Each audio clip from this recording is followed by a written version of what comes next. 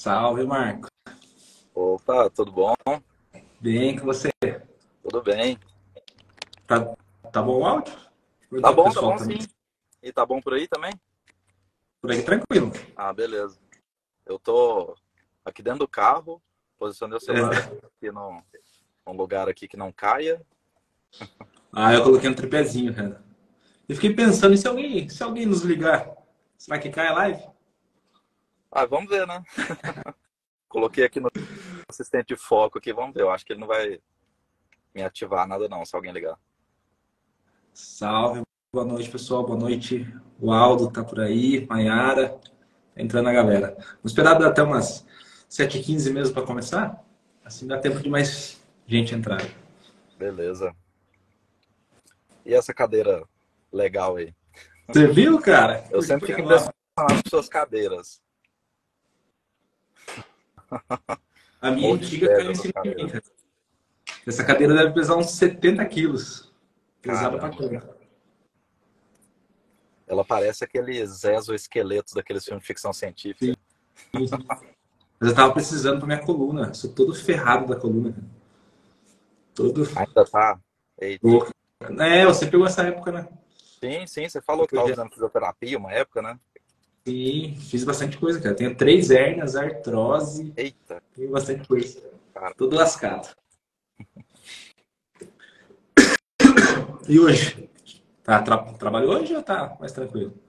Sim, estava trabalhando até agora há pouco. Eu parei tudo lá para trazer minha filha aqui na aula de balé que ela tem. Hoje ela está tendo ela vai treinar aqui no Teatro Municipal, que é aqui em Uberlândia, onde a gente mora.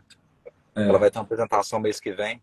E aí eu aproveitei tá, esse momento para trazer ela para cá. Aqui vai estar silencioso, porque em casa minha esposa está com os outros dois filhos. Então lá em é. casa deve estar um caos nesse momento, que sempre esse momento de final de tarde fica um caos por ali, que é hora de janta, é hora de banho. Então aproveitei para fazer essa live com você aqui dentro do carro, que é um lugar mais tranquilo e silencioso. Então encaixou, bateu certinho. Marco, acho que dá pra gente começar. 7h15, a galera vai entrando aí já dá pra gente bater um papo, cara. Primeiro, eu Beleza, queria vamos te lá. agradecer, né, por ter aceito o convite. É um prazer conversar com você. Foi um prazer participar de você, com você em alguns projetos, né? Agora você está aqui para a gente conversar um pouco. Bom demais. Obrigado, cara. Obrigado por ter chamado. Imagine. Então, o que eu ia começar perguntando é como que você veio parar nesse mundo do 2D aí. Se quiser se apresentar primeiro, né, para a galera te conhecer um pouquinho mais, e depois falar um pouquinho como você veio para cá, esse mundo 2D. Bom, basicamente, eu sou pai de três filhos. Essa é a minha principal função na vida. Eu sou casado com uma pessoa maravilhosa que é a Carol, Carol Marques. Eu acho que ela tá por aí, assistindo a live. Deve estar no meio do caos lá em casa, mas deve estar assistindo a live também. E desde cedo eu comecei a me interessar por esse mundo eu acho que por conta do meu pai, que ele trabalhava numa emissora de TV na cidade onde a gente morava, onde eu nasci, que é a cidade de Tuiutaba, uma cidade pequena do interior de Minas Gerais. E aí eu ia com ele para o trabalho de vez em quando e eu acompanhava ele mexendo naquele monte de máquinas e era tudo analógico, era tudo com fitas e ele recebia comerciais do pessoal que fazia comerciais na época das agências e inseria as fitas naquelas máquinas gigantes e aí eu ficava olhando aquilo e sempre me interessou muito, sempre eu ficava interessado em como que aquilo funcionava, né? Que ia para a torre tudo aquilo e a torre transmitia para as TVs e aquilo lá sempre me cativou. Eu acho que isso é uma das coisas. Eu sempre gostei muito de desenho animado, sempre gostei muito de cinema desde pequeno. E aí eu acho que uma coisa levou a outra. Eu sempre desenhei muito na sala de aula. Eu era da turminha dos nerdzinhos que ficava no fundo da sala ali desenhando a aula inteira. Isso foi bom por um lado, talvez ruim por outro, mas querendo ou não foi o que aconteceu e meio que eu acho que me levou para esse lado. Eu queria fazer cinema, eu queria fazer faculdade de cinema quando eu estava saindo do ensino médio, né? Só que até por questões financeiras e por um certo problema ali que eu tentei ir para uma faculdade de cinema lá no Rio de Janeiro, mas não deu certo. Meus pais preferiram que eu ficasse ali, mais por questão talvez financeira mesmo. Eu acabei fazendo uma faculdade de publicidade na cidade onde eu morava, que é a cidade onde eu nasci, Ituiutaba. E aí, dentro da faculdade de publicidade, eu comecei a ter contato com outras coisas, que era o mundo da propaganda, né? O mundo das agências. E aí eu fui indo por essa área das agências de publicidade mesmo, comecei a trabalhar com design gráfico, que era mais perto do que eu já fazia de desenho ali. O pessoal falava, você desenha muito, talvez você dá certo com essa área de design. E eu comecei a fazer cartão de visita, fazer folheto, algumas agências. Tinha alguns parentes, cidade pequena, tinha alguns parentes que tinham contato em agência. E aí eu fui entrando nessas agências aí, fui trabalhando. E aí aos poucos eu fui tendo mais contato com vídeo, meio que por conta própria, né? Estudando por conta própria. Comecei a fazer alguns trabalhos com vídeo dentro de algumas agências. E depois de Mas algum tempo... você se formou Pode em falar. publicidade, né? Eu formei em publicidade, isso. Formei em Então, tamo publicidade. junto. Você também formou em publicidade? Eu Sabia formei não. em 2015. Que legal. Eu formei em 2013. Acho que foi 2013. Foi 2013, quando a minha primeira filha nasceu. Você é um Quando pouquinho minha mais primeira velho que filha eu. nasceu, eu tava lá na colação de grau, não. Eu tava lá na apresentação do projeto de conclusão de curso. E aí tava ela no meu colo lá, bebezinha. Ela já tinha nascido antes de eu formar. Desculpa a Então, pergunta, mas você tá com quantos anos? Você é novo ainda, né, Marco? eu tô com 31. Ah, tá. Eu também, então estamos igual aí. Eu só comecei a vida de filhos mais cedo do que a maioria, né? Então, Então, já tá com três, né? tô com 3 filhos já. Ah, mas deve ser uma alegria imensa também, né? É bom demais. Eu falo que se não fosse eu ter tido filho tão novo, eu não sei se eu estaria aqui onde eu tô, tanto profissionalmente quanto pessoalmente, nesse momento de vida que eu tô tão bom que é hoje. Eu acho que é tudo por conta dos desafios que a vida trouxe junto com o filho, junto com morar junto com outra pessoa, que a gente não se conhecia direito ainda na época. Esse monte de desafios eu acho que ajuda a gente a crescer muito. Olha o Eudes ali que falando que eu vou entrar 4 filhos. Daqui a pouco, Eudes. E é bom que ajuda no amadurecimento também, né, Marco? O Muda a amadurecimento nossa cabeça. forçado, né? Exatamente. Você é forçado a amadurecer, você é forçado a sair de casa, você é forçado a ter um trabalho que vá sustentar a sua família ali. E aquele negócio, hoje em dia, a gente vê muitas pessoas que ficam com os pais até, sei lá, 30, 40 anos morando com os pais e ainda tentando se encontrar na vida. E eu acho que é interessante essa experiência da paternidade quando a pessoa é mais nova, porque força a gente a se jogar para o mundo. Porque a gente tem muito medo das coisas. Mas, normalmente, as coisas não são tão difíceis quanto parece. É muito uma construção que a gente faz na nossa cabeça, muito mais a construção que a gente faz na nossa cabeça que o mundo é perigoso, que o mundo é um lugar hostil, mas não é. O mundo, Sim. na verdade, é um lugar muito perigoso dentro da nossa cabeça, mas quando a gente se joga no mundo, a gente vai vendo que basta a gente dar uns passos que as coisas vão acontecendo naturalmente. Sem dúvidas. E, cara, eu mesmo ainda não tive filho, mas é algo que eu pretendo e tenho certeza que vai mudar muito minha vida. Mas, enquanto isso, eu tô focado no trabalho, 100%, cara. É isso. É isso. Foca no Então, trabalho, dá um jeito de montar um sustentáculo ali para quando ter filho. sim. Então, você já está mais de 10 anos na área também, Marco? Deu uma travada. Deu. Tá escutando aí? Tô escutando, sim. Você já está mais de 10 anos na área? Sim, mais de 10 anos. Praticamente 10 anos. Eu comecei a trabalhar mesmo com publicidade, eu estava no 2º ano de faculdade, então já são uns 12 anos que eu tô na área. Já faz um tempinho bom aí, né? É, Eu tô chegando. Tô com 10 ainda. já é bom já. Marco, deixa eu te perguntar uma curiosidade. Como que você foi parar na Light Farm, cara? Cara, Eu fui para a Night Farm através de uma vaga de emprego, surgiu num grupo de vagas de emprego. Eu vi o Gus Rodrigues lá, publicando uma vaga. E aí eu entrei em contato com eles. Eu estava na época de freelancer total. Estava lançando o portfólio para tudo quanto é vaga que aparecia e pegava um monte de projeto ao mesmo tempo. E aí surgiu uma vaga lá. Conversei com o Gabo, o Gabriel Freire, que é o diretor de animação 2D full ali da Live Farm. Você conheceu o Gabo também, Conheci, né? cara. Trabalhei em 2 projetos com ele.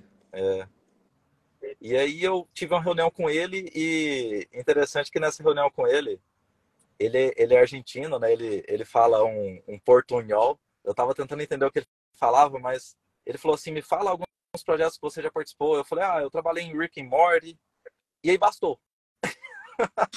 Ele era fã da série e começou a falar sobre Rick and Morty, falar um monte de teoria, e foi falando. Ele viu que eu entendi um pouquinho de animação ali, já bastou para eu ser contratado para um projeto. Trabalhei em um projeto, trabalhei em outro, e aí eles me fizeram uma proposta para entrar fixo ali na Light Farm. Eu estava, na época, trabalhando como freelancer, full freelancer, e na época eu estava com o meu terceiro filho, ele estava para nascer. Na verdade, eu acho que ele tinha nascido já. Ele tinha nascido. E aí eu estava naquela de, ai meu Deus, um trabalho fixo ou continuar como freelancer, terceiro filho nascendo, não sei o que vai ser daqui para frente. E aí toda essa loucura aí me balançou para eu voltar para um emprego fixo. Mas eu ainda continuo pegando alguns trabalhos como freelancer, mas eu tô ali na Light Farm fixo há uns 2 anos já. É importante essa segurança também, né, Marco? É Eu tava nessa loucura aí de freela, fiquei, sei lá, uns 4 anos, diretão, freela, final de semana, madrugadas, e eu comecei a ficar meio exausto. E também aquele negócio, aquele receio, putz, tem conta pra pagar, cara, será que vai ter trampo? Graças a Deus nunca faltou, mas você tem aquele receio, né? Agora fazem, acho que 1 ano e meio que eu tô fixo na Ambev, mas continuo também com os freelas, né? Que legal, não sabia que você estava fixo lá não. Sim, faz um tempinho aí. Mas lá é tranquilo, cara. Mais animação de KV, essas coisas, sabe? Bem de boa. Então dá pra Legal, conciliar com os freelas. legal. E ainda sobre a Light Farm, cara, é interessante, eu tenho puta carinho por eles faz muito tempo. 2015, se eu não me engano, eu fui na. Não sei até se eu já comentei com você, fui na Pixel Show. Teve em 2015 mesmo. Acho que o Rafa e o Milton deram uma Oh, palestra lá. que legal. Mostraram aquele projeto que acho que é um astronauta, assim, vendo o planeta Terra. É um projeto bem antigo deles, cara, mas que eu acho que ganhou vários prêmios. E eu fiquei impressionado com aquilo. E começou a despertar ainda mais meu interesse por, tipo, essa parte de design, animação e tudo mais, né? E eu falei, putz, meu sonho é um dia trampar com esses caras. Esses caras são foda, né? E acho que o ano retrasado, cara, que eu tive o prazer de participar de um projeto com eles. Eu não sei se você estava nesse projeto. Acho que foi no passado, do Free Fire. Esse eu não tava não. Não. Então, comecei no Free Fire. Na época, a Jéssica era coordenadora. Inclusive, um dia ela vai estar aí batendo papo com a gente também. Daí foi maior A Jéssica foi pra Ambev também, né? Foi? Ela que foi pra Ambev também, né? Ela foi para a Ambev, depois ela saiu e agora está na O2, né? Ah, Mas ficou um tempo na Piloto. E fiz uns trabalhos com eles também, que ela me chamou. Agora ela voltou para a O2, né? Porque acho que antes da Light Farm ela já trabalhava na O2. é isso mesmo.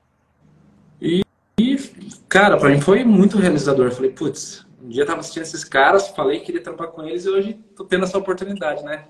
E daí foi lá que eu conheci você, uma galera bacana. E é uma vibe diferente que eu tô acostumado com outros estúdios, sabe?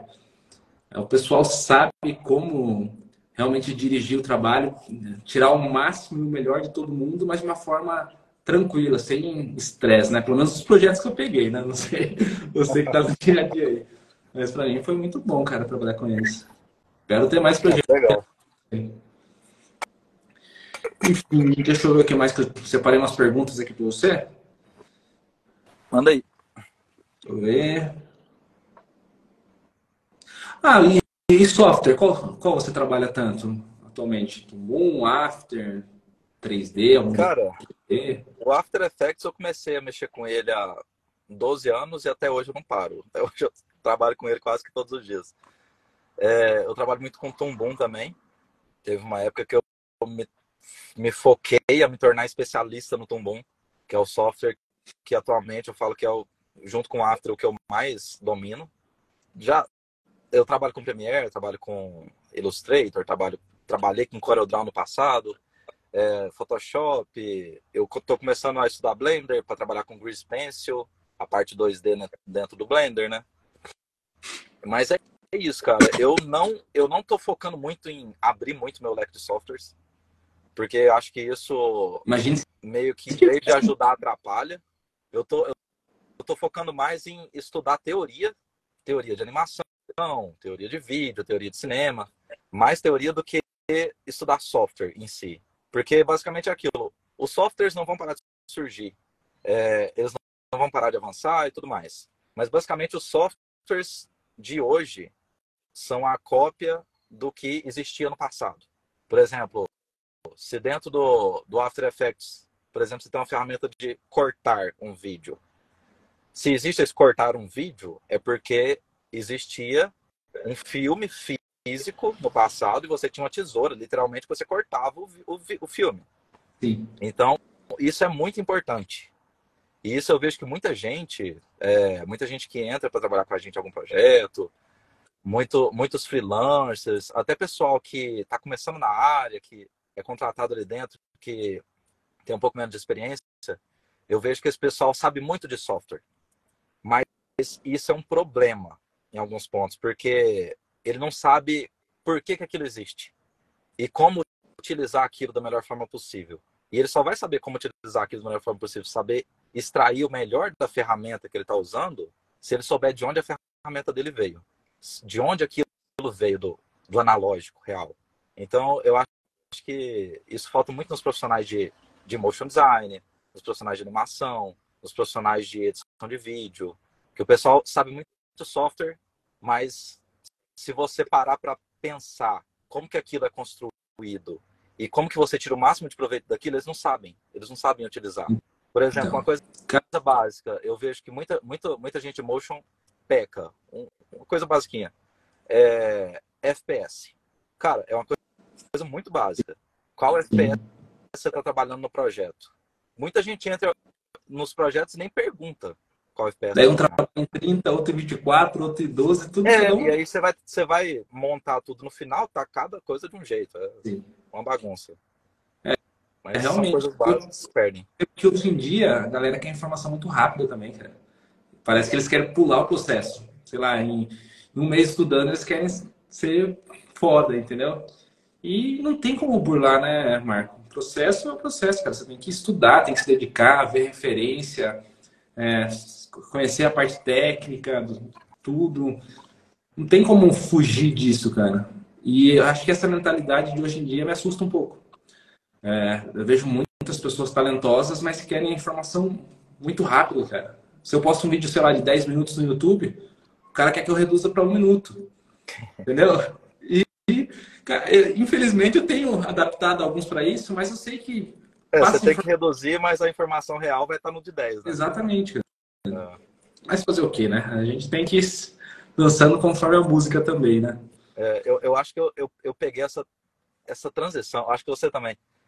Quando eu estava começando a estudar After Effects, estava começando a sair aqueles tutoriais em vídeo do Andrew Kramer. Eu não sei se você pegou os tutoriais dele. Peguei. Eu acho que ele foi o primeiro a fazer esses tutoriais de After Effects. E eu pegava o tutorial de After Effects, assistia todo, reproduzia tudo na minha máquina e ficava, meu Deus, que coisa incrível. E era realmente incrível. Até hoje, os projetos que ele fazia naquela época são incríveis. De vez em quando eu volto lá para assistir alguma coisa dele. Mas esses tutoriais em vídeo de poucos minutos, o dele era meia hora, né, cada tutorial. Hoje em dia, os tutoriais dele, o pessoal não tem nem paciência para assistir. Mas esses tutoriais em vídeo já estava deixando a gente preguiçoso. Porque o pessoal, antes de mim, era o pessoal que comprava o software e vinha junto com o software o livro do software.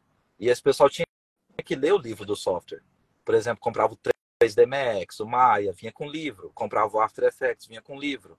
E esse pessoal lia o livro para entender como funcionava. E aí eles entendiam entendiam toda a complexidade do software e entendiam, eles sabiam, para fazer aquele efeito que eles viam no cinema, por exemplo, eles sabiam onde ir para chegar naquele efeito. Por isso que o Andrew Kramer sabia fazer os efeitos. Mas a gente só assistia os vídeos dele. A gente só pegava as coisas mastigadas. E aí, por isso que é interessante a gente voltar nisso. A gente voltar e sentar e pegar o livro. É claro que hoje em dia não tem livro físico dos softwares. Hoje em dia é muito mais fácil. Você tem no próprio site do software tudo que você precisa ali. Você tem até uma barrinha de pesquisa que você pesquisa como fazer isso. Aí você tem toda a documentação ali de como fazer aquilo. É claro que você tem que saber um pouquinho de inglês, um pouquinho de se entender dentro daquela plataforma ali do site. Mas é isso, cara. Por exemplo, quando eu comecei a aprender a trabalhar com Toon, eu fiz um curso rápido com o Leandro. Eu não sei se o Leandro está assistindo aí, mas o Leandro me ensinou a usar o Toon em um mês. E em um mês eu fiz uma ceninha animada ali, mas, cara, eu não sabia de nada. Em um mês não dá para aprender nada. E eu aprendi o Toon para ensinar o Toon. Eu aprendi o Toon dentro de um curso de formação, onde eu entrei para ser professor e eu não fazia ideia do que era o Toon. Aprendi o Toon e no próximo mês eu já tinha que ensinar o pessoal a usar o Toon. Inclusive, em Setup Aquática, que ele está comentando aí, ele foi meu aluno. Ele está na Light Farm hoje também. Ah, é? E aí, para eu aprender realmente o Toon, eu usei a base que o Leandro me passou, claro, mas cara, eu ficava dia e noite ali no site do Toon, lendo tudo e aprendendo, porque eu tinha que passar. É aquele negócio, quando você ensina alguma coisa, você tem que aprender, tipo, 3 vezes mais, você tem que estudar 3 vezes mais para explicar, né? E aí, quando você explica, você força ainda mais aquele conhecimento no seu cérebro. Então, é muito interessante o processo de você aprender e passar para outra pessoa. Eu acho que você está passando por isso agora, né? Sim, cara. Eu aprendo muito mais fazendo isso. Sim. Entendeu? Só que uma coisa que às vezes fico um pouco chateado, que a galera meio que copia o que está sendo passado no tutorial, entendeu? A intenção não é que seja uma cópia, né? A intenção é passar as técnicas, conhecimentos para eles utilizarem, tipo, de outras formas, não só especificamente naquilo. E eu tô tentando educar a galera nisso, cara. Entender que a ideia é aprender a técnica, mas utilizar de qualquer outra forma. Porque e se eu não liberar o projeto? Como que a pessoa faz, entendeu? Sim. Então, esse é um cuidado que todo mundo tem que ter. E deixa eu ver aqui, ó. Não sei se é o Beis ou se é a Gabi, irmã dele, do Vida de Motion, mandou uma pergunta. Deixa eu resgatar aqui. Que massa, o Beis, eu conheci ele. Eu conheci ele, mas eu nem sei se ele lembra de mim. Lembra sim. Como chamava o evento? Ele falou de você no começo do chat. Ah, ele falou? Que legal. Falou. A gente tomou uma cerveja num bar lá em São Paulo, num dia que eu fui num evento lá. Era o Anymotion. Foi a única vez que eu fui. Eu acho que foi a última vez que teve o evento também, depois veio a pandemia, veio aquela loucura. Eu tava lá, cara. Eu fui no último que teve também. Ah, você tava lá também? Fui. Que legal. O Beiço, eu fui aluno de uma turma de animação 2D. O professor era o Manuel Neto e o Feitosa. Se não me engano, em 2018, 2017. Eu fiz parte da segunda turma. Daí depois disso, eu fui mentor, cara. Eles me convidaram para dar mentoria. Eu peguei mais umas 5, 6 turmas. Fiquei 3 anos aí com o pessoal do Vida de Motion. E, tipo, aprendi muito com eles e abriu muito espaço para mim também no mercado. Então foi ótimo. E o Beiço, cara, não tem nem o que falar. O cara é muito da hora para trocar uma ideia. A irmã dele, a Gabi. Inclusive, eles vão estar aí também. Daqui uns dias lá, tendo um papo. Os materiais que eles fazem são muito bons mesmo. Sim, pelo jeito eles estão de volta, cara. Eu vi umas postagens aí que estão voltando. O Beiço arrebentou de trabalhar para fora e agora vai descansar um pouquinho, né? Descansar entre aspas. Eu nem sabia que eles tinham parado. Cara, eu tô realmente alheio a muita coisa ultimamente. Eu venho focando muito em estudo, muito em os projetos que eu tô pegando, muito em família, e eu tô meio alheio a redes sociais, muita coisa que tá acontecendo, então nem tô acompanhando muito o pessoal que eles estão fazendo, não. Mas agora estão de volta aí. Legal. O que perguntou foi o seguinte: se lá na Light Farm são várias equipes fazendo vários filmes, ou todo mundo pega um pouco de tudo, cara? Cara, lá é basicamente assim. existem vários projetos hoje, por exemplo, acontecendo dentro da Light Farm. E aí lá existem vários diretores de áreas. Por exemplo, tem um diretor da área de estilo, da área de 2D, de design, que é o Fábio, se não me engano. O Fábio tem outros gestores junto com ele, que é o Hamilton, o Miguel, o Lechar, e aí esse pessoal vai se subdividindo em cada um dos projetos que tem, com a supervisão do Fábio, por exemplo. Por exemplo, na animação 2D, tem o Gabo, o Gabriel, que é o diretor chefe de animação 2D. Abaixo dele estou eu ali, coordenando os projetos, e aí o Gabo ele, dirige os projetos maiores, e aí quando ele precisa de ajuda minha, ele me chama, eu entro em algum projeto, ou quando é algum projeto um pouco menor, eu pego para tocar também. Igual aquele projeto da Netflix, que até hoje não saiu, que você entrou lá, de animação 2D. Eu estava dirigindo a parte de animação 2D e o Uno de Oliveira estava dirigindo o projeto geral, né? Sim. Então, tem muita gente hoje na Light Farm. A Light Farm cresceu de um jeito gigantesco que eu não esperava também nos últimos anos. Quando eu entrei, não acho que não tinha nem metade das pessoas que tem lá hoje. E a rotatividade de gente é muito grande, assim, de freelancers, né? O pessoal tem muito freelancer lá dentro da Light Farm. Sempre tem oportunidade para todo mundo que quer fazer um projeto ali dentro. Eu acho que sempre freelancers entrar ali e eles abriram agora também. Eu acho que já está na terceira turma do pessoal que faz.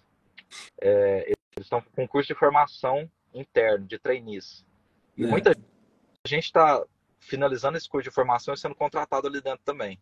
Pessoal que está começando a carreira, que já tem ali um ligeiro portfólio, tem uma ligeira noção de alguma coisa, manda o portfólio para lá, o pessoal seleciona eles passam por um curso de formação, se não me engano, de 6 meses, eu acho. E aí, no meio disso, eles começam a participar de projetos pontuais. Assim, por exemplo, a gente tem hoje a Amanda e o Sávio, se eu não me engano, eles já finalizaram o curso de trainee, mas eles começaram a trabalhar com 2D VFX com a gente. E eles estão trabalhando em um projeto de Valorant agora. Já trabalharam em outro até a semana passada. Eles trabalharam no projeto de Free Fire. Então são projetos grandes que o pessoal pode... Eu acho que eles estão agora abrindo mais uma vaga, mais uma chamada para o pessoal trainee para entrar aí esse pessoal mais jovem lá. É bem legal. Já vão desenvolvendo o que eles estão aprendendo, né? Já vão aplicando nos projetos. Isso é legal pra caramba. Deixa eu ver o que mais eu tinha separado aqui. Cara, teve algum projeto desafiador para você lá no Light Farm ou foi tudo tranquilo? E não precisa Cara, ser, os últimos estão sendo bem desafiadores. Não precisa ser necessariamente só do Light Farm. Talvez algum outro projeto tenha sido fora. Uhum. Os últimos são bem desafiadores por conta de eu não ter muita experiência com 2D VFX. E aí, na verdade, eu tenho mais experiência com animação de personagem. E aí, como eu tava meio que gerenciando a equipe de 2D ali, me jogaram para gerenciar a equipe de 2D VFX. E aí tá surgindo muito filme 3D, onde a gente tem 2D VFX. E aí eu tô me desdobrando, cara. Eu tô estudando tudo novamente, pegando livro de 2D VFX mesmo. Tô contando com o pessoal que sabe 2D VFX, tipo o Brunão, que tá lá dentro. Tem o Joe, que sabe muito, que me ajuda também, o André Camilo. O pessoal sabe muito e tá me ajudando ali também a me desenvolver nisso, enquanto eu tô tentando gerenciar a equipe no meio dessa loucura aí. Nossa. Então, os últimos projetos estão sendo desafiadores, mas tá dando certo, tá funcionando. Você acaba saindo um pouquinho da sua zona de conforto, né? Totalmente. Isso é bom porque deixa a gente sempre em movimento, cara. Eu aprendi muito quando eu saía da minha zona de conforto, cara. Era os momentos que eu mais aprendia. É uma coisa que, cara, eu falo que a minha esposa é a chave para tudo que eu faço. Então, ela me força a sair da zona de conforto sempre. É interessante que você vai ver nos grandes homens da humanidade, sempre tem uma grande mulher por trás. Tem aquela aquela máxima, né? Sim. Então, cara, ela pega no meu pé quando vê que eu tô acomodado.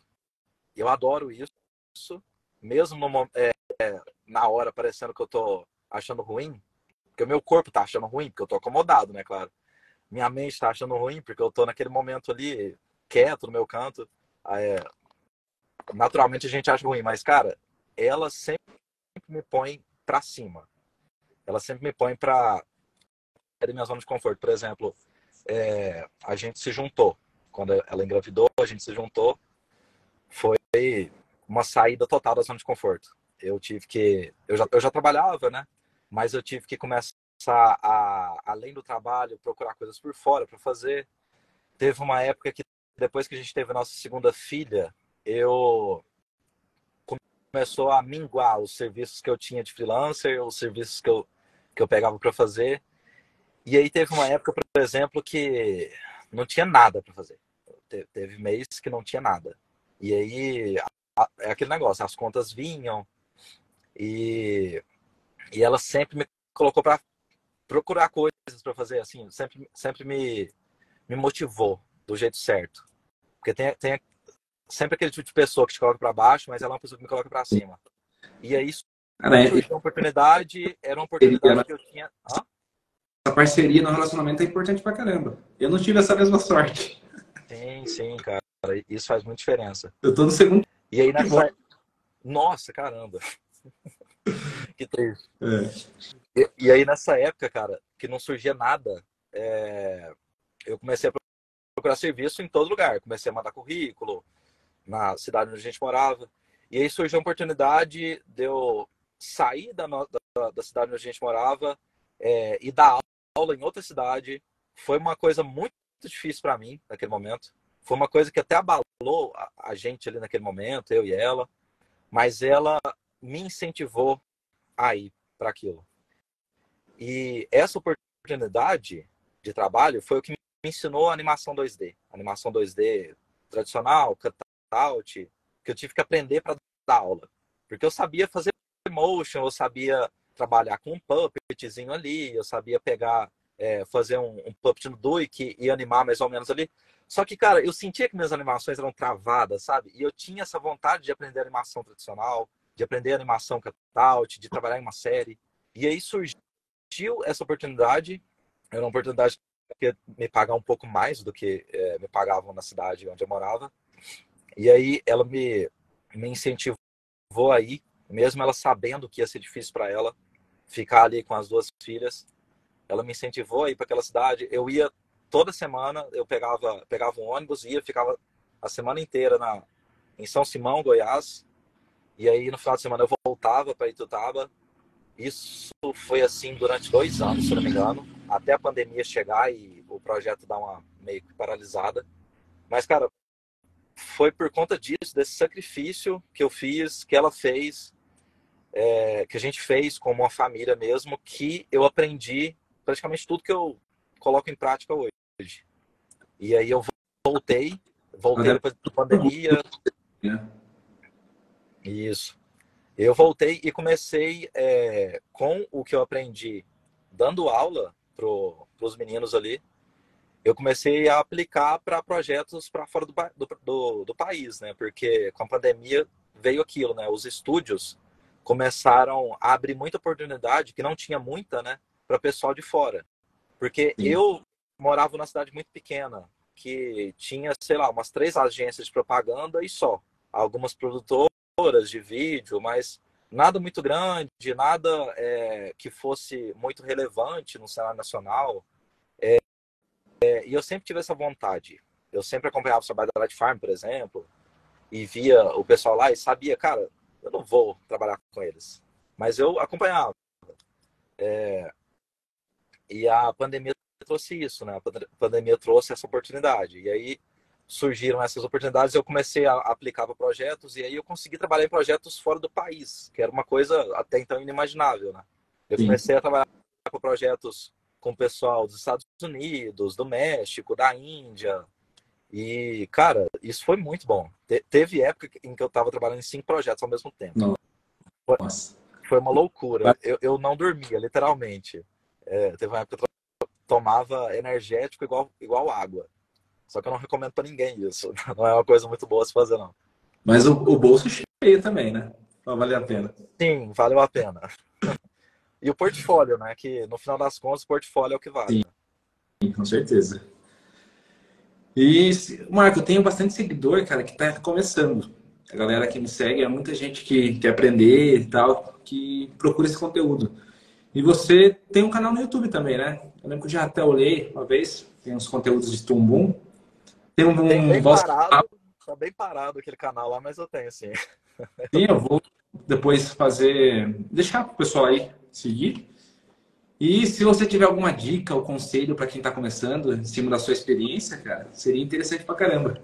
Isso é algo que eu gosto bastante, de passar a nossa experiência, às vezes nem falar só sobre motion e tal, mas sim nossa experiência de vida, para a galera tentar ter outra visão, outro olhar, se motivar e querer crescer e lutar pelos seus sonhos também, né? Sim, cara. Eu acho que para qualquer coisa na vida, tudo demora. Tudo é lento. É como se fosse uma planta. Você coloca a semente ali e ela vai demorar a crescer, a sair da terra, a virar uma árvore. Demora muito tempo. E isso é com qualquer coisa na vida, cara. Se a gente quer as coisas rápidas, normalmente essas coisas são ruins. As coisas que vêm rápido, normalmente vão rápido também. Sim, Isso é uma coisa que eu gosto de levar comigo, eu gosto de passar para meus filhos. Tudo que você quer aprender é um processo lento, é um processo que você tem que fazer no dia a dia ali, é um processo que você tem que embutir na sua rotina. Uma coisa muito importante para mim, que eu venho descobrindo ao longo dos anos, é que, cara, rotina é a coisa mais importante que existe. É uma coisa que meus filhos me ensinaram. Porque, cara, um bebê, ele tem a própria rotina. Ele sabe a própria rotina dele. O bebê, ele não sabe falar, ele não sabe se comunicar com a gente direito, mas ele tem a rotina dele. Se ele sai da rotina um pouquinho que for, cara, o dia dele tá acabado. E o dia sim, nosso também, porque a vida do bebê interfere totalmente na nossa. Então, se a gente não segue a rotina do bebê passo a passo, ele sente. Ele sente e ele demonstra pra gente da pior maneira possível, aos berros, não dorme, fica enjoado o dia inteiro, a gente fica tentando entender o que está acontecendo, mas, cara, é porque você tirou seu filho da rotina. Então, a rotina, até pra gente, quando a gente cresce, a gente sente. Quando você tá dentro de uma rotina de estudos, uma rotina de trabalho, uma rotina de acordar na hora certa e fazer um ritual ali, por exemplo, eu acordo normalmente, eu tento acordar quase todo dia às 4 horas da manhã, eu levanto, vou comer uma banana, tomo sei lá, ou uma água com limão, ou um gengibre em pó na água ali. E aí eu vou estudar, ou eu vou tocar algum projeto que está em andamento ali. E, cara, se eu não faço isso, se eu não levanto naquele dia, às 4 horas da manhã, eu sinto que meu dia não é a mesma coisa. sim. O início do dia é muito importante. É Então, para quem está importante. começando, cara, eu acho muito importante isso. Montar uma rotina de estudos. Montar uma rotina de exercícios. Cara, o exercício faz muita falta também. Alimentação. É muita coisa, né? Que é, é um bolo, né? É um Tem que bolo ter, que você vai plantando e fazendo aos poucos e vai te levar para algum lugar. tem que ter muita disciplina. Acho que às vezes as pessoas acabam pecando um pouco nessa disciplina. Ah, vou deixar para depois, ou amanhã eu faço, tal. E se quiser evoluir, se quiser conquistar alguma coisa da vida, você tem que correr atrás, se dedicar. Independente se está cansado, se está com preguiça, que nem você levanta às 4 da manhã e faz sua rotina, cara. Se Sim. dedica todo dia, não tem muito como fugir. A não ser que Não nessa tem rica, como fugir. A vida é assim, né? né? A vida é Exatamente. essa. A vida envolve sacrifício. E se você não está disposto a se sacrificar, cara, vai ser difícil a sua vida. Sim. É mais ou menos isso. Ó, Marcos, fizeram uma pergunta para você. Inclusive, vou abrir para perguntas. Quem quiser perguntar, eu vou anotando aqui e mandando para o Marco. O Taldo perguntou, Marco, uma pergunta. O que você diria para uma pessoa imediatista? Justamente para o prazo longo das coisas. O que eu diria para uma pessoa imediatista? Isso. Cara, é basicamente o que eu disse aqui. A pessoa ela tem que focar em alguma coisa, tentar. É aquele negócio. A gente. É igual a nossa visão. Quando a gente olha para as coisas, a gente vai ver um ponto focal. A gente tem sempre um ponto focal. Se eu tô olhando para você, eu tenho um ponto focal em você. Tem um monte de coisa aqui em volta que meu olho está enxergando. Mas a única coisa que eu percebo e que eu assimilo tá no meu ponto focal ali no meio. Se eu tenho um ponto focal ali, eu vou me focar naquilo ali. O importante é eu estar focado naquilo. Então, por exemplo, eu tenho um objetivo de ser motion designer. Se a gente for na nossa área aqui, né? Cara, foca naquilo 100%. Estuda tudo que for possível dentro do motion designer. Uma pessoa imediatista, basicamente, ela não vai conseguir nada na vida. É triste, mas é isso, cara. Uma pessoa imediatista não vai conseguir nada. É interessante você focar naquilo. É claro que você vai precisar ganhar o seu dinheiro no dia a dia ali. É interessante pegar uns tutoriais rápidos ali para resolver uma coisa que surgiu para você ali. Cara, é interessante. Resolveu ali, fez o seu dinheiro. Mas, cara, se você quiser construir uma carreira, você tem que manter aquele foco. Você tem que olhar para aquilo e manter aquele foco. Por exemplo, eu comecei trabalhando com propaganda. Comecei com design gráfico. O design gráfico me levou para produção de vídeo. Produção de vídeo me levou para o motion design. Motion design me levou para animação. Hoje eu estou coordenando a equipe de animadores. Meio que eu nunca saí desse foco. Meio que desde o início eu estou meio que no mesmo foco que é o desenho. Se for olhar pro macro assim da coisa, é o desenho e o cinema ali misturados com fotografia, que meio que tudo tá interligado. Então meio que eu tenho um foco e eu tô seguindo nesse foco. Não tem como a gente saber de tudo, não tem como a gente fazer de tudo na vida. Aquele negócio que você vai ser o que quiser é complicado. É complicado porque é mais fácil você falar para a pessoa, você vai ser o que a vida te levar para fazer, do que você vai ser o que quiser. Porque, por exemplo, eu tenho um foco. Cara, se eu quero do nada me tornar médico, cara, vai ser uma loucura a minha vida. Se eu colocar isso na minha cabeça, ou eu sou meio doido, ou eu sei lá, eu tenho muita vontade mesmo e eu vou largar tudo, cara, mas eu coloquei um foco na minha vida, eu sei que eu vou até o final nisso. Eu posso mudar minhas ideologias, meus conceitos sobre a vida, sobre tudo, sobre arte, mas, cara, eu vou continuar naquele foco. Eu vou até o fim naquele foco. É basicamente isso. Ser imediatista é uma coisa muito ruim. É uma coisa que meio que não vai te levar para nenhum lugar. É o que a gente já comentou sobre o processo, né? A pessoa quer pular o processo para aprender de uma vez ou entregar algo bacana de uma vez e não tem como, cara. Que nem você tá anos na profissão, eu tô anos na profissão. A gente não aprendeu da noite pro dia, né? E Então, mesmo assim a gente não aprendeu nada ainda, né? nada. Eu fico olhando, cara. É aquilo, a gente tem que se espelhar nos grandes mestres. Sim. Quando você tem um foco, que a gente falou de foco, procure sempre alguém que seja o melhor naquilo que você quer fazer. E pesquise tudo sobre essa pessoa. Como que ela chegou onde ela chegou, o que ela fez para estar ali. Eu olho muito pro Richard Williams. O Richard Williams, ele, cara, ele tava no fim da vida dele e ele tava aprendendo animação ainda. Ele tava... É interessante que durante o processo da carreira dele, ele já estava já com 30 anos de carreira e ele contratou animadores da Disney para dar aula para ele. O cara já com 30 anos de carreira. E aí ele Sim. percebeu ali que ele não sabia nada. Ele falou, eu percebi ali que eu não sabia nada de animação. Porque o cara que tava dando aula para ele era um cara de 80 anos, que fez animação desde os 15. E eram os Nine Old Men, né, lá da Disney. Então esses caras, eles... Tomar mais uma água aqui, velho. Eu acho que quanto mais a gente estuda, mais a gente percebe que a gente sabe muito pouco, né? Tem muito conhecimento, cara. Muita coisa. É um negócio sempre. Mas que não é perdido, com certeza, porque não tem preço o conhecimento que você tem, cara. Eu levo muito isso comigo. Ninguém vai tirar de você o que você aprendeu. Então não tem preço. É interessante a pessoa ter humildade, né? Quando ela vai aprender qualquer coisa, tem humildade. Nunca acho que você saiba tudo, porque nunca você vai saber tudo sobre alguma Sim. coisa. Eu também acho muito importante essa humildade, cara. Humildade de realmente escutar as pessoas, ver o que elas têm para falar.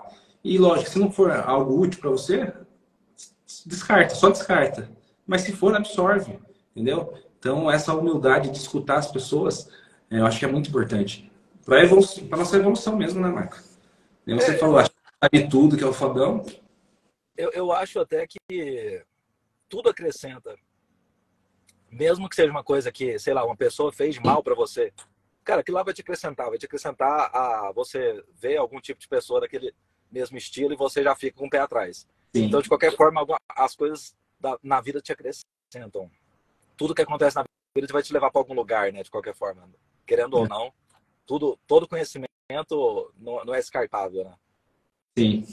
É bom, uma coisa que eu sempre falo, tentar tirar algo bom, independente da situação. Mesmo que aquela situação seja ruim, tentar tirar alguma experiência, algo que agregue, algo que te fortaleça, mas tirar algo positivo. E não ficar se lamentando também por ter passado por aquilo ou não, né? Acho que isso é importante. Uma coisa que me ensinou muito foi quando eu perdi um amigo meu pro câncer. Eu fiquei pensando, cara, ele não teve muitas coisas que eu tenho hoje. E isso meio que me impulsionou. Nossa, minha voz tá sumindo, peraí. Eu fiquei pensando, cara, ele morreu, se eu não me engano, ele tinha 22 anos. E aí, isso foi importante para mim, porque isso me fez perder o medo. Porque eu pensei, cara, a gente morre. Foi quando bateu em mim, cara, a gente tá aqui, mas a gente morre. E essa é a única certeza que a gente tem na vida, né? E eu tinha muito medo de me lançar para desafios, para vagas de emprego, para, sei lá, conhecer pessoas, conversar com pessoas. E aquilo me ajudou muito nesse ponto de perder o medo das coisas. A gente Sim. às vezes tem muito medo, fica pensando, nossa, o que ele vai pensar? Cara, que se dane o que outra pessoa vai pensar. Só vai lá e faz. É mais ou menos Eu isso. penso. E Em, isso em, desbloqueia muito, né? Muita coisa na sua em vida. alguns momentos eu acho bom o medo, porque o medo nos deixa alerta, cara.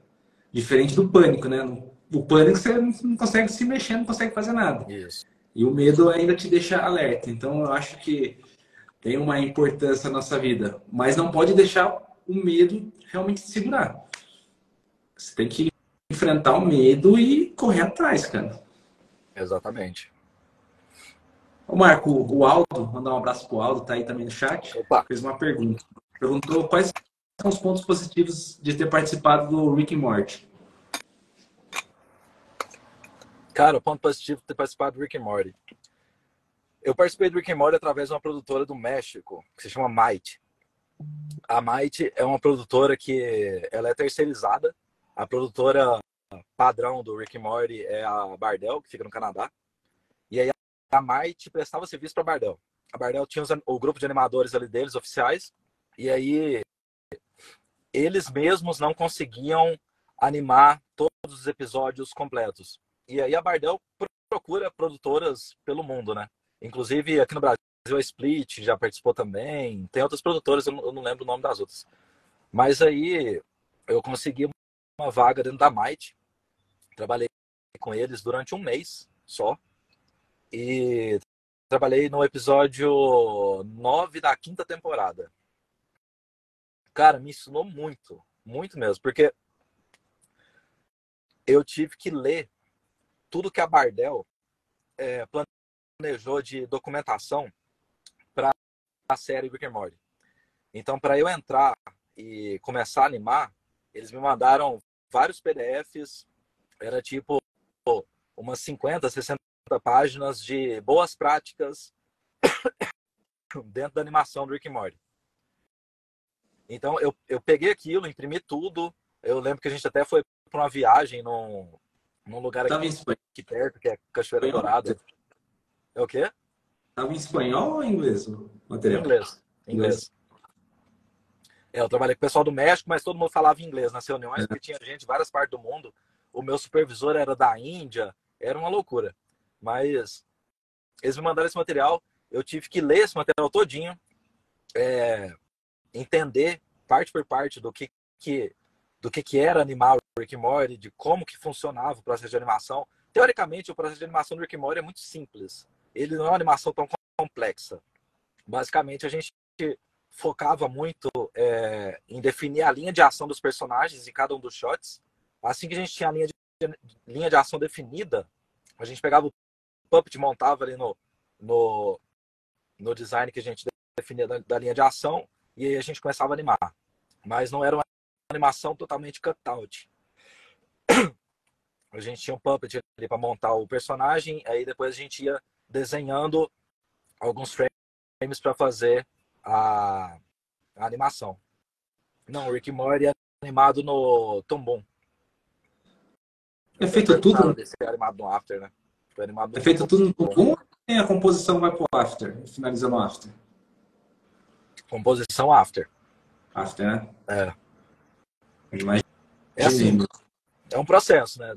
Vem primeiro o roteiro, depois o pessoal de arte, faz os cenários, faz os personagens, depois cai pro pessoal de rig, o pessoal pega o que o pessoal desenhou na arte, transforma aquilo tudo em vetor dentro do Toon, riga o personagem inteiro. O rig do Rick and Morty nem era tão complexo assim, porque a gente fazia muita animação na mão também, então não precisava de tanto um rig tão complexo. Depois cai pra gente da animação, que a gente anima baseado no storyboard, baseado no que o pessoal gravou, as vozes, né?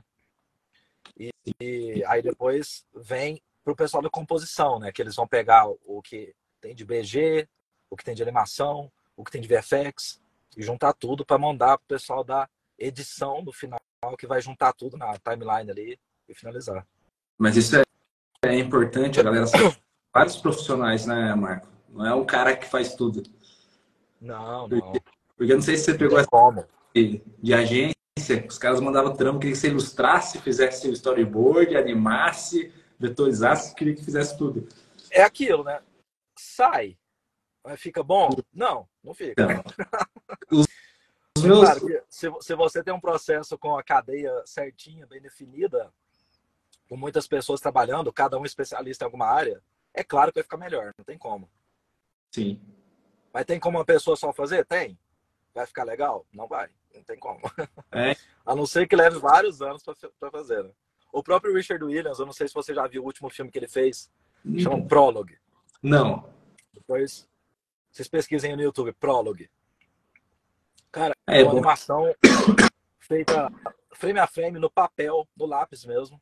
É interessante que no início do vídeo, a câmera vai subindo assim, uma pilha de papéis, com todos os frames que ele desenhou. E, cara, é maravilhoso. Ele fez aquilo, se eu não me engano, é o último filme dele. E, cara, ele fez aquilo tudo sozinho. É incrível, ele fez sozinho. Mas ele levou vários anos pra fazer Ele aquilo. tá vivo ainda, Marco? Não, não. Não, né? Ele morreu há alguns anos já. Deixa a Bíblia pra gente, né? Todo animador tem. Sim, sim. A primeira vez que eu vi, eu trabalhava na TV, cara, em 2015. Mas só tinha inglês. Eu não sabia inglês. Ainda não sei, né? Mas enfim. Foi traduzido aí do Senai. Eu tô nesse processo ainda de aprender o inglês. Eu sei inglês de ler, tô aprendendo cada vez mais. O inglês de falar, eu arranho, mas eu tenho que aprender mais ainda o inglês. Eu ainda tô nesse processo ainda. Pego alguma reunião de vez em quando, tem um pessoal que me ajuda ali, a Vitória me ajuda nas reuniões, quando eu tô com algum cliente também. Mas, cara, meu Eu preciso. inglês eu tenho que melhorar. É uma coisa que eu tô no estudo, tô no processo ainda para melhorar. Preciso urgente, porque aparece trampo de fora, cara, e, tipo, me quebra. Porque É eu não outra coisa básica, né, cara? Você tenho, falou dicas sim. para quem tá começando. Cara, inglês é básico, não tem como. Não tem como fugir. Eu O tenho mundo sorte. é cada vez mais global. Você na internet tem acesso ao mundo inteiro. Produtoras procuram pessoas no Brasil porque, cara, a gente é mais barato e tem qualidade. Sim, Então, exatamente. a gente tem que aproveitar isso. Eu tenho sorte de ter minha irmã, cara, porque minha irmã fala fluente, sabe? E Ah, ela também é publicitária. Então, sempre que dá, eu envolvo ela nos trabalhos aí para ela fazer a intermediação, né? Conversar com a galera e ir passando para mim. é uma Já boa. rolou alguns trampos assim, funcionou bem. Mas eu sinto falta de acompanhar a reunião, conseguir falar, conseguir bater um papo. Acho que iria fluir melhor, né? Sim, sim. A gente perde Ó, muita oportunidade por não saber inglês, né? o cara mandou o Mário. Perdi um trampo na gringa por conta do inglês, que infelizmente não sabia, mas estou estudando. Importante, cara. Inglês hoje em dia, principalmente para quem quer trabalhar para fora, né? A nossa área permite isso. Trabalhar Sim. para o mundo. Então, inglês sem dúvida é fundamental aí. Cara, é aquilo. Para você começar a pegar trabalho fora do país, basicamente você precisa de um portfólio. Você não precisa de diploma, não precisa de ter passado por uma faculdade. A gente tem essa vantagem, essa área nossa. Montar um portfólio, Behance, ArtStation, o mundo inteiro tá ali. O Sim. mundo inteiro tá te olhando. É, e às vezes a pessoa Começar a não. divulgar, cara. Mandar para pessoas, ir atrás de produtoras, mandar e-mail. Não ter Então, medo. e tem gente que me fala, putz, mas eu montar um portfólio como se eu não tenho um cliente real? Faz um projeto pessoal, faz alguma coisa. É importante ter algo para apresentar, né? Porque se você chegar também sem nada, o cara fala, putz, como que eu vou contratar? Então faz um Sim, projeto sim. pessoal, faz alguma coisa. Tem até uma história interessante que eu trabalhava numa produtora. Foi a primeira vez que eu trabalhei full com motion. Antes eu trabalhava design gráfico e tudo mais, trabalhava com vídeo mais promocional, essas coisas. Mas eu trabalhei full motion nessa produtora. E aí rolou uma treta ali no final, eu saí da produtora e não me permitiram usar no meu portfólio tudo que eu fiz lá. E era Tô louco. muita coisa legal que eu tinha feito. E aí a minha raiva me motivou a montar um portfólio, portfólio ghost, né, que a gente chama, clientes fantasmas. Eu comecei a criar um monte de cliente, criei um monte de marca, eu tinha essas skills de design, né? Criei marcas, comecei a animar essas marcas e montei um portfólio de clientes falsos. Mas, cara, e daí? Tanto faz. Monta um portfólio com cliente falso, mas o que vale é o que você faz. Não importa se é a Coca-Cola real que te contratou ou se é a Coca-Cola fictícia que te contratou. Sim, Cara, o que vale é o que você faz. O que vale é tá bonito, a animação tá bem feita. O que vale é a composição tá legal ali. Quando a gente vai contratar alguém para alguma vaga, por exemplo, a gente precisa de alguém de motion para algum projeto, sei lá, de Valorant. E a gente precisa de alguém para animar as interfaces visuais que estão no filme de Valorant ali. Cara, se eu vou procurar alguém para encaixar em alguma vaga, eu não vou olhar se a pessoa trabalhou para qual cliente. Isso não importa. Eu vou olhar se a pessoa realmente fez aquilo e se ela realmente consegue fazer alguma coisa parecida com o que eu quero. Então, se você quer focar em, sei lá, interface de usuário para filmes, igual em Valorant tem várias interfaces de usuário que a gente faz animação. Eu até fiz algumas animações ali também no último filme. Então, cara, foca naquilo. Coloca um monte de coisa aqui no seu portfólio e começa a mandar para todo mundo. Uma hora vai chegar em alguém que vai estar precisando de você e alguém vai te chamar. Basicamente sim. é isso. Marco, tá chegando o seu horário, cara, não quero te atrasar. Então vamos já dar um abraço pra galera aí. Queria te agradecer de novo por ter topado participar desse bate-papo, né? Acho que agregou muito para todo mundo. Sua experiência aí, o que você falou da sua vida, da sua esposa. Ela deve estar assistindo aí, deve estar muito orgulhosa de você também, né? Então é isso, cara. Queria agradecer e agradecer a todos que estão Legal. assistindo também, que acompanharam. E se preparar para. Obrigado. O quiser falar Eu alguma que coisa agradeço. para a gente finalizar. Cara, eu lembro que quando eu estava em um período sem trabalhos, eu comecei a pegar, acho que foi o Instagram na época mesmo, e comecei a mandar mensagem para um monte de gente que trabalhava na área que eu queria. Mandei mensagem para pessoal que trabalhava em São Paulo, que trabalhava em grandes produtoras, e esse pessoal, a maioria deles, sempre me falava, cara, seu trabalho tem um certo nível de qualidade, mas continua estudando, vai atrás, continua conversando com as pessoas, que uma hora vai surgir trabalho. Acabou que não surgiu nenhum trabalho com essas pessoas, mas eu conversar com aquelas pessoas naquele momento me fez muita diferença, porque eu estava num momento muito, muito ruim. Eu estava indo para minha segunda filha, eu estava no momento de sem dinheiro nenhum, a gente meio que eu e minha esposa, a gente se sustentava meio que com a comida que nossos familiares mandavam ali no final de semana. Durante a semana era umas moedinhas que a gente juntava e a gente comia pouco ali para sobrar para as crianças. Mas, cara, ter conversado com essas pessoas que estavam em outro nível já, trabalhando há muito mais tempo na área, me fez enxergar que era possível. Porque eu já estava meio que desistindo. Eu estava meio que desistindo da área, desistindo da área de animação, da área de motion. E porque eu pensava, cara, isso é meio que ilusão. É meio que, sei lá, eu moro numa cidade pequena do interior de Minas Gerais e por que eu tô pensando que eu vou trabalhar com motion, olhando para fora, né? Mas, cara, conversa com pessoas da área, chama o Thiago, me chama, sei lá, para trocar uma ideia. Talvez naquele momento ali a gente está no meio de um monte de projeto e não vai conseguir responder, mas uma hora a gente para te responder.